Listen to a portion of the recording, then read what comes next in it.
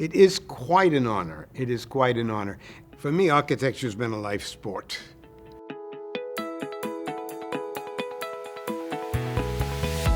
When did I want to be an architect? I think it started when I was 11 years old.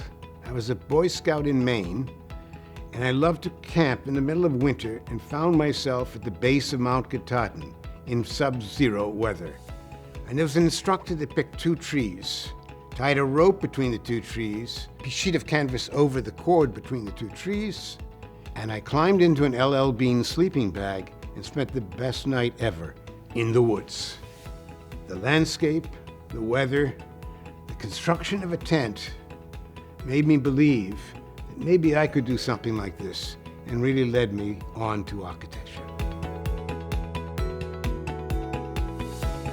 Well, what are the challenges in architecture? Well, for me, I'm an educator, being recruited to the Catholic University of America. It was very odd that they should select me to be their, at the time, associate dean.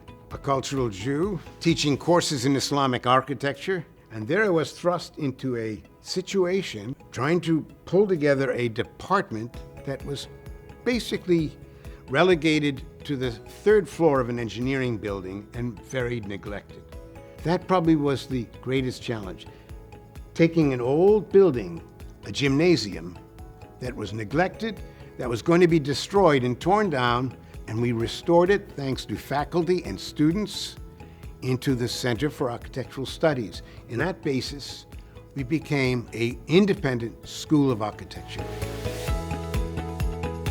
About 3 years ago, I decided to look at the question of incarceration and the idea of how would you approach incarceration from a point of view of rehabilitation over punishment. And it is an architectural solution. What I propose is not just another building, not just another facility.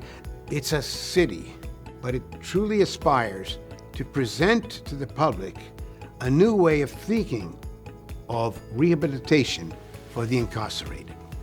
A place that looks like Main Street, but with walls and has dignity. So what lesson did I learn as an architect? Well, first of all, that the lessons keep changing. It's my challenge to pull the best out of the students' work. But that's only one lesson out of 100 lessons I've learned, because again, architecture is a life sport.